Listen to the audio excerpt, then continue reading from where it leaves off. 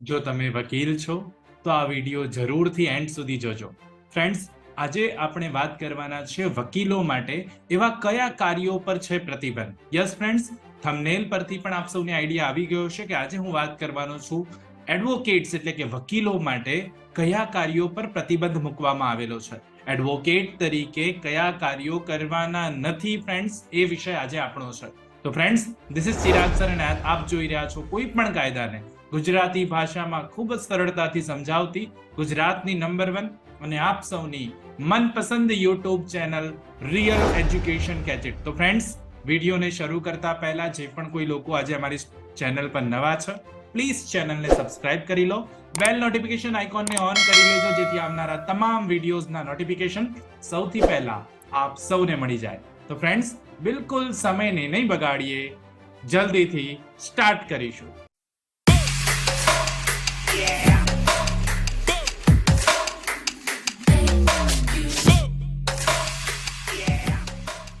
તો ફ્રેન્ડ્સ, આજનો આપણો જે સબ્જેક્ટ છે બહુ જ ઇમ્પોર્ટન્ટ સબ્જેક્ટ છે. ખાસ કરીને 10 એવા ટોપિક્સ વિશે વાત કરવાનો છું, 10 એવા કાર્યો વિશે વાત કરવાનો છું કે જે એક વકીલ માટે પ્રતિબંધિત છે.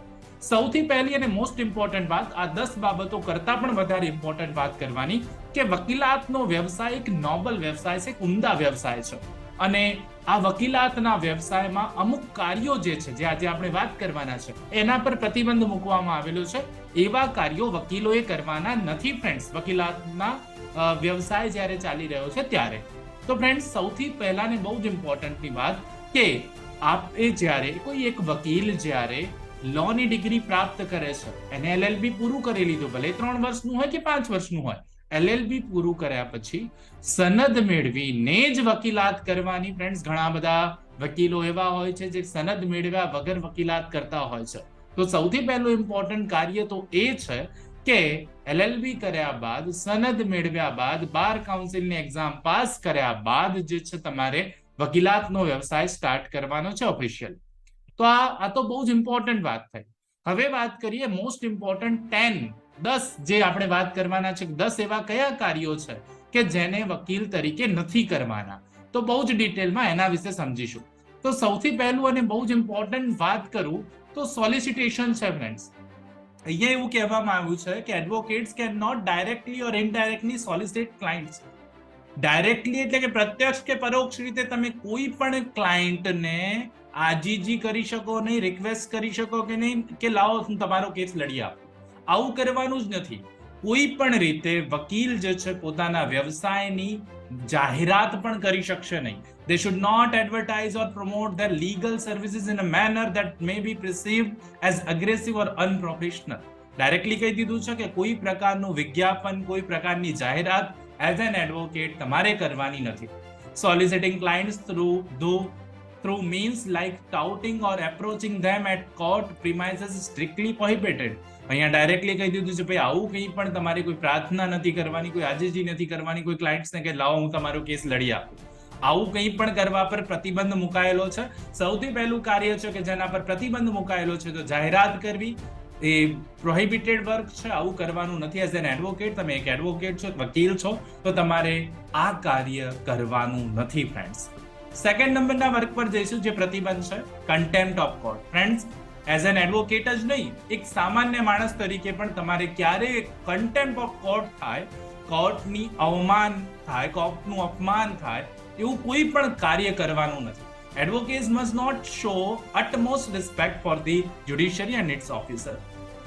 માન સન્માન જળવાઈ રહે અદાલતનું અને જ્યુડિશિયલ ઓફિસરનું, એ જોવાની જવાબદારી કોની છે? એડવોકેટની છે. Engaging in any act that amounts to contempt of court, such as using disrespectful language in court, disrupting court proceedings or showing disregard for the authority of the court is strictly prohibited. હમણાં મેં વાત કરી એ જ પ્રમાણે કે કોઈ પણ રીતે તમે અદાલતમાં ડિસરિસ્પેક્ટફુલ લેંગ્વેજમાં વાત નહીં કરી શકો, કોર્ટની પ્રોસિડિંગને ઇન્ટરપ્ટ થાય એવું કોઈ પણ કાર્ય કે જે અદાલતના તિરસ્કાર સમાન હોય, એઝ એન એડવોકેટ તમારે કરવાનું નથી. આવા કાર્ય પર પ્રતિબંધ મુકાયેલો છે ફ્રેન્ડ્સ. આ સેકન્ડ નંબરનું કાર્યની વાત કરી કે જેના પર પ્રતિબંધ મુકાયેલો છે. થર્ડ નંબર જોઈએ, કન્ફ્લિક્ટ ઓફ ઇન્ટરેસ્ટ. વિરુદ્ધનું હિત હોય ફ્રેન્ડ્સ. બહુ જનરલી વિરુદ્ધનું હિત આપણે કઈ રીતે સમજીશું? કેવું કાર્ય? એક વખત તમે મિસ્ટર એક્સ ના વકીલ રહી ગયા છો. એક એક્ઝામ્પલથી સમજાવીશ, આપને બિલકુલ ક્લિયરલી સમજાઈ જશે. એક વખત મિસ્ટર એક્સ ના વકીલ તમે અગાઉ રહી ચૂક્યા છો. હવે થોડોક સમય થાય છે અને તમે જે મિસ્ટર એક્સ ના વકીલ હતા, હવે એની સામેવાળાના વકીલ બની જાઓ છો. તો એવું તમે કરી શકો નહીં જ્યાં સુધી તમને કન્સેન્ટ ના મળે. તો advocates can not represent conflicting interest. વિરુદ્ધના હિતમાં તમે જઈ શકો નહીં. It means they can not represent two or more parties in the same matter. એક જ મેટરમાં તમે બંને પક્ષકારોના વકીલ નહીં બની શકો. બહુ જ ઇમ્પોર્ટન્ટ વાત. They must avoid situation where their personal interests may comprise their loyalty to the client. તો અહીંયા ડાયરેક્ટલી કહી દીધું, જો જ્યાં પણ કન્ફ્લિક્ટ થતું હશે હિત, એવામાં તમારે હાજર થવાનું નથી, તમારે વકીલાતનામું ફાઇલ કરવાનું નથી. વિરુદ્ધનું હિત જ્યાં હોય ત્યાં તમારે હાજર થવાનું નથી. પર્સનલ હિત પણ તમારું સમાયેલું હોય ત્યાં તમે વકીલાતનામું ફાઇલ કરી શકો નહીં. ત્રીજું પ્રતિબંધિત કાર્ય છે. નેક્સ્ટ કાર્ય પર જઈશું. 4th નંબરમાં misleading the court. Friends, as an advocate તમારા માટે બહુ જ ઇમ્પોર્ટન્ટ વર્ક જે છે, બહુ જ ઇમ્પોર્ટન્ટ કામ જે છે એ છે કે તમારે અદાલતને સાચી દિશામાં લઈ જવાનું છે, સાચી દિશામાં પ્રેરિત કરવાનું છે કે આવું હોઈ શકે. તમારે અદાલતને મિસલીડ કરવાનું નથી, મિસગાઈડ કરવાનું નથી. તો advocates are prohibiting from misleading the court by presenting false evidence. ખોટો પુરાવો આપીને અદાલતને ગેરમાર્ગે દોરવાનું કામ એઝ એન એડવોકેટ તમારે કરવાનું નથી. સંપૂર્ણપણે પ્રતિબંધિત છે friends. Making misrepresentation or counseling relevant information, they must uphold the truthfulness and integrity of the legal profession. Legal profession નું સન્માન જળવાય તેવું કાર્ય કરવાનું છે. અદાલતને ગેરમાર્ગે દોરાય અદાલત એવું કોઈ પણ કાર્ય એઝ એન એડવોકેટ તમે કરી શકો નહીં. એ સંપૂર્ણપણે પ્રતિબંધિત છે. 5 નંબર પર જોઈએ બ્રાઇબરી એન્ડ કરપ્શન. હવે આવે ભ્રષ્ટાચારની વાત. એઝ એન એડવોકેટ તમારે ભ્રષ્ટાચાર કરવાનું નથી કે એવું કોઈ પણ કાર્ય કરવાનું નથી કે જેનાથી ભ્રષ્ટાચાર જેવો કોઈ ગુનો બની શકે. તો એડવોકેટ્સ મસ્ટ નોટ ઓફર, કોઈ પ્રકારની ઓફર નથી આપવાની, વિનંતી નથી કરવાની કે એક્સેપ્ટ પણ નથી કરવાની કે જે ભ્રષ્ટાચાર સ્વરૂપે હોય. એવું કંઈ પણ તમારે કરવાનું નથી. Corrupt practices is a serious offence and can lead to dispatch. અહીંયા ડાયરેક્ટલી કહી દીધું કે આ એક ગુનો છે અને આવો ગુનો એઝ એન એડવોકેટ તમારે કરવાનું નથી. તમારી ફેવરમાં જજમેન્ટ આવે એના માટે આવું કંઈ કરવા માટે તો અહીંયા આવું કંઈ જ કરવાનું નથી. સ્ટ્રિક્ટલી પ્રોહિબિટેડ છે બ્રાઇબરી એન્ડ કરપ્શન. નેક્સ્ટ 6માં જોઈએ તો ડિસ્ક્લોઝર ઓફ ક્લાયન્ટ સિક્રેટ. આ પણ એક બહુ જ અગત્યની વાત છે કે જે તમારા ક્લાયન્ટ છે એમના જે પણ સિક્રેટ છે એ તમારે ડિસ્ક્લોઝ કરવાના નથી. તમને જે માહિતી મળી છે તમારે જાળવી રાખવાની છે, તમારી પાસે જ રાખવાની છે અને જાહેર કરવાની નથી. સિક્રેટ છે એટલા માટે. Advocate must maintain strict confidentiality. જે પણ કંઈ કોન્ફિડેન્શિયલ છે એ તમારી અને તમારા ક્લાયન્ટ વચ્ચે છે એ તમારે જાળવી રાખવાનું છે, કોઈને જાહેર નથી કરવાનું. Revealing any confidential information related to the client or the case without their consent is strictly prohibited.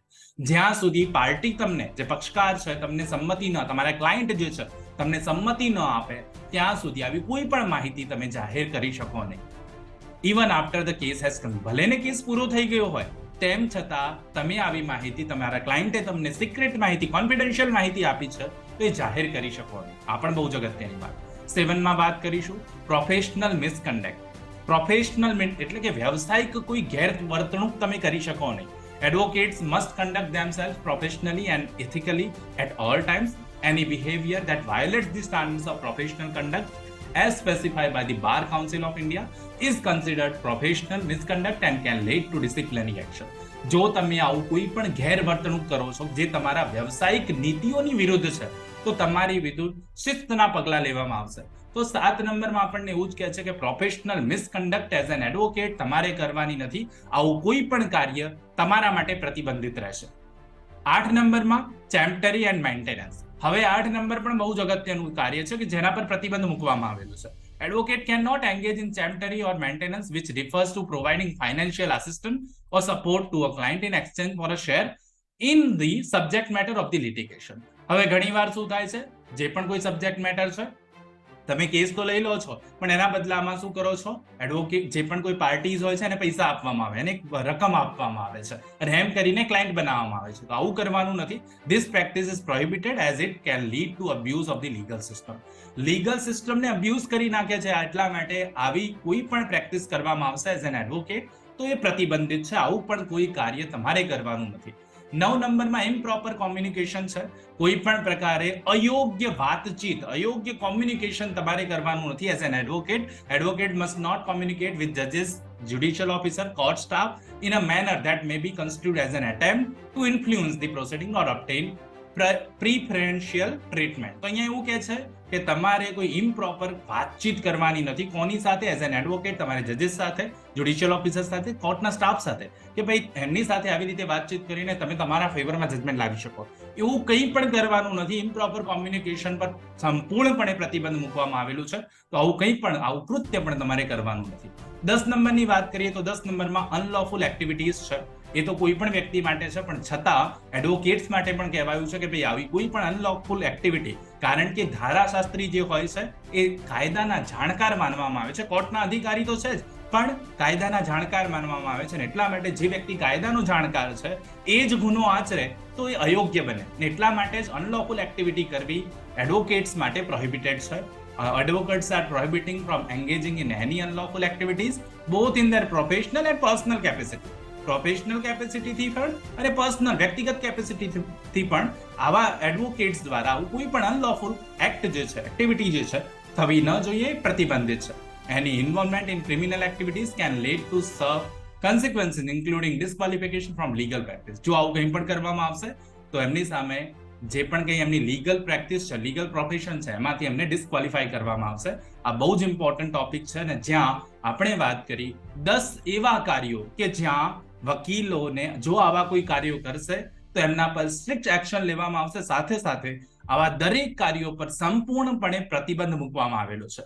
તો જો આપ વકીલ છો અને આ 10 કાર્યોમાંથી કંઈ પણ તમે કરવાનું વિચારી પણ રહ્યા છો તો બિલકુલ ના કરતા. સ્ટ્રિક્ટલી પ્રોહિબિટેડ છે એઝ એન એડવોકેટ. તો આ કાર્યો તમારે કરવાના નથી. આઈ હોપ સો ફ્રેન્ડ્સ, આજનો આ વિડીયો એઝ એન એડવોકેટ આપ જોઈ રહ્યા છો તો આપને બહુ સારો લાગ્યો હશે. જો સારો લાગ્યો હોય તો જરૂરથી લાઈક કરી દેજો. અને જો આપને કોઈ કોમેન્ટ કરવી છે, કોઈ આઈડિયા શેર કરવા છે તો કોમેન્ટ કરીને મને જણાવી શકો છો. સાથે સાથે ફ્રેન્ડ્સ, જે પણ કોઈ આજે અમારી ચેનલ પર નવા છે પ્લીઝ ચેનલને સબસ્ક્રાઇબ કરી લો. બેલ નોટિફિકેશન આઇકોનને ઓન કરી લેજો જેથી આવનારા તમામ વિડીયોઝના નોટિફિકેશન આપને સૌથી પહેલા મળી જાય. ફ્રેન્ડ્સ, આવા જ ઇમ્પોર્ટન્ટ ટોપિક સાથે આપણે ફરીથી મળીશું. ત્યાં સુધી જોતા રહો અમારી ચેનલ રિયલ એજ્યુકેશન કેચિત. ખૂબ ખૂબ ધન્યવાદ. ખૂબ ખૂબ આભાર ફ્રેન્ડ્સ.